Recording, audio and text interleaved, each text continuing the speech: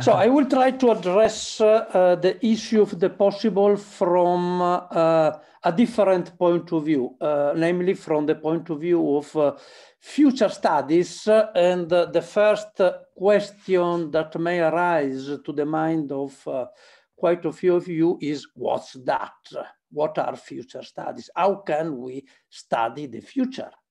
Or how can we work with the future? So let me give you a couple of basic information. You know the lady in the picture. She is Ursula von der Leyen. She's the president of the European Commission. And when she became president, she took a decision. She decided to establish a vice presidency of the European Commission to strategic foresight, which is one of the names of future studies. Future studies came in different declinations, so to say. So future studies, strategic foresight, future literacy, they are slightly different one another, but the basic contents are much the same. Or consider OECD, that great international institution.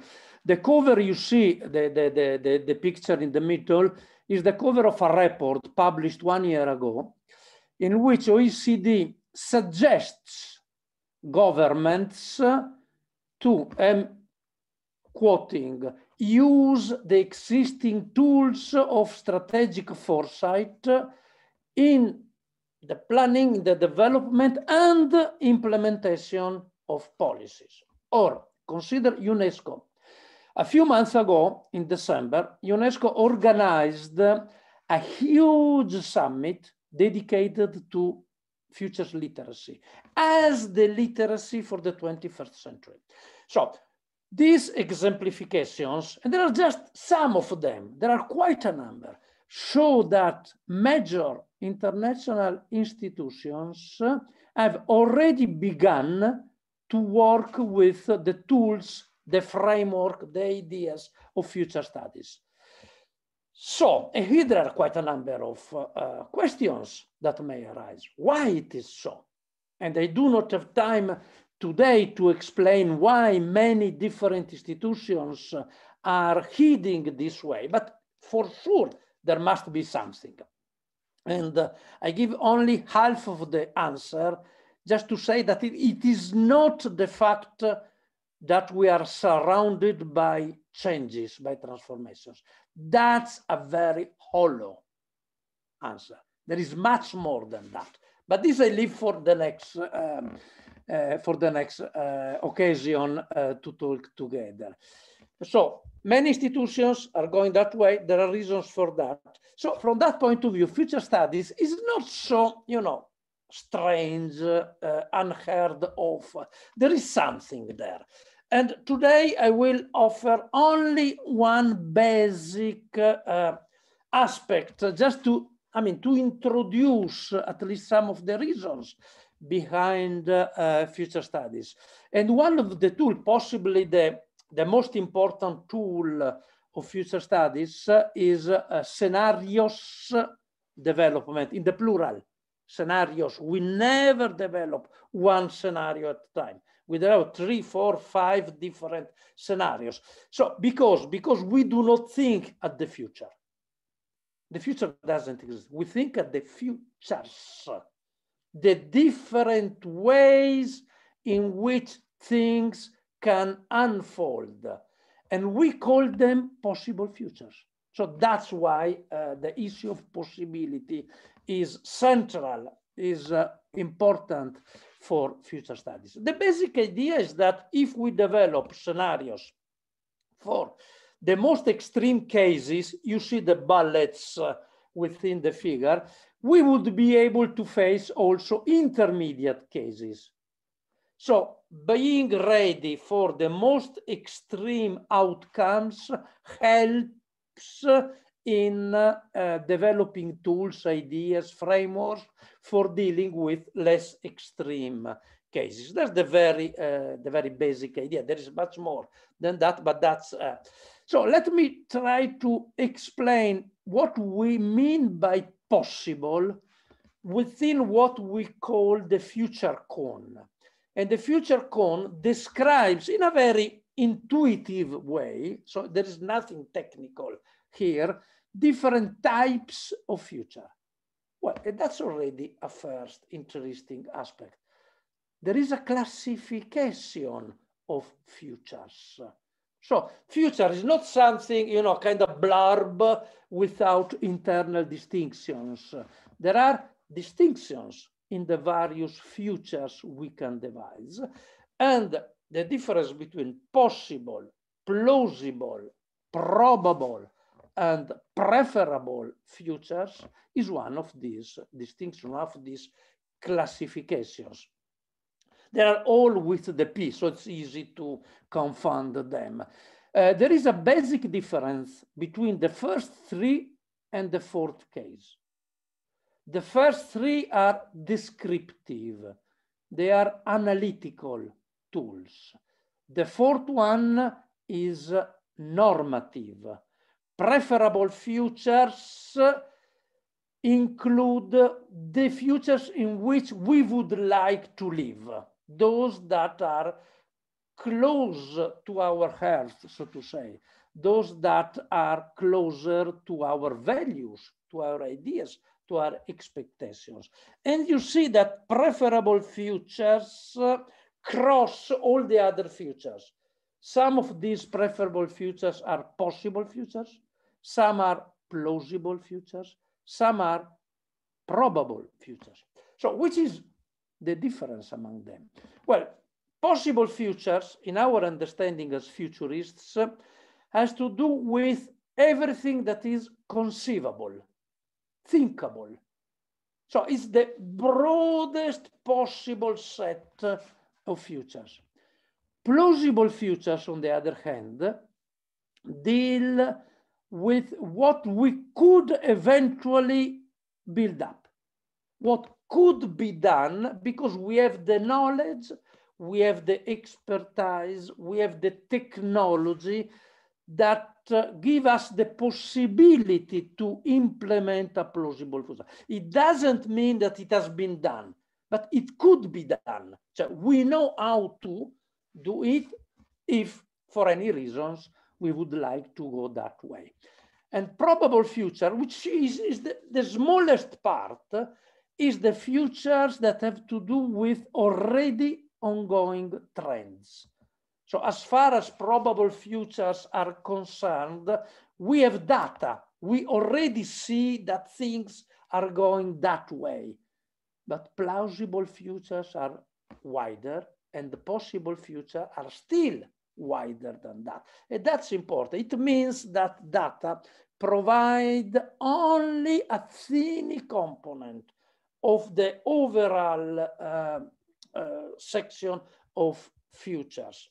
Let me give you an exemplification, a very simple one, but just to make concrete what may appear too abstract in a sense. Consider President Kennedy's landing on the moon the spatial program of President Kennedy. It's in the 60s, so it's a very old story in a sense. When the project was started, it was a mere possible future, because the necessary knowledge was not there. In the 62, no one had the faintest idea about how could we eventually send a person to the moon and bring him back again. So it was an idea, of course, an idea with many support, I mean, many money behind, but it was an idea because both the knowledge and the technology wasn't there. But during the 60s, the knowledge, the needed knowledge was developed, and that future became first plausible, could be done. We know how to do it. Then probable, we are building up the tools for doing that. And finally, a real fact, when somebody put his foot on the moon. This simple story, it's a simple exemplification, shows that the classification of futures is a dynamic phenomenon. The quality of futures change in time, and something that at the beginning is only an idea, nothing more than something that has been taught by somebody, in time, it may become something more real, and in the end, it may become a fact. And that's also important because futures change continuously. Futures are not something that are there, and the only chance we have is to go there somewhere, as if futures are already being written. Future is something we can contribute to change, to modify, to become different, because the decisions we take are important for framing future possible. So just to fix ideas, possible futures have to do with what is thinkable or conceivable, plausible futures with what can be built according to our knowledge and our technology, probable futures deal with present trends, and preferable futures deal with our choices, where we would like to be. Okay. Let's try to dig a bit deeper into what I said so far about possible futures and what is thinkable. And there are a couple of obvious questions we should always raise. Thinkable by whom? Is everybody on the table? Are all the ideas being heard? That's important, because here there is a problem of power, for instance, and it is usual to hear the ideas of some groups and not the ideas of other groups. And that's a first issue. The second issue is when that idea was taught, because things change in time. And so we should always be aware of when some idea has been developed. So these are basic questions, but they are important in order to develop a full understanding of possible futures. All what could be taught is important. All what is the outcome of a debate or a discussion on exchange of ideas is important. Even preposterous, unacceptable, weird, unethical ideas. Because what we consider now preposterous, for instance, may become a reality in 10, 20, 30, or 40 years ahead. So things can change. The idea of possible futures within future studies is very wide. It includes also ideas that we are not able to think about, for instance, but they became a subject of discussion in time. From this point of view, possible, it is important to understand that the idea of possible in the expression possible futures has two different meanings. One is possible as conceivable, so the broadest possible area of ideas. And the second acceptation is possible as opposed to impossible.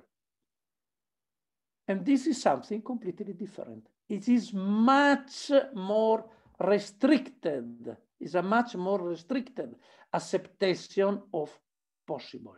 Because when we use the contraposition between what is possible and what is impossible, there is always a mid-ground. There is only a criterion for distinguishing what we deem possible from what we deem impossible. Could be from a physical point of view, could be from a biological point of view, could be from a psychological point of view, and so on and so forth. So we must add a criterion able to govern the distinction between what is deemed as possible and what is considered impossible. So all these differences are within the broader framework of possible from the point of view of possible futures. Last sentence, why we do all these things? There is a basic reason.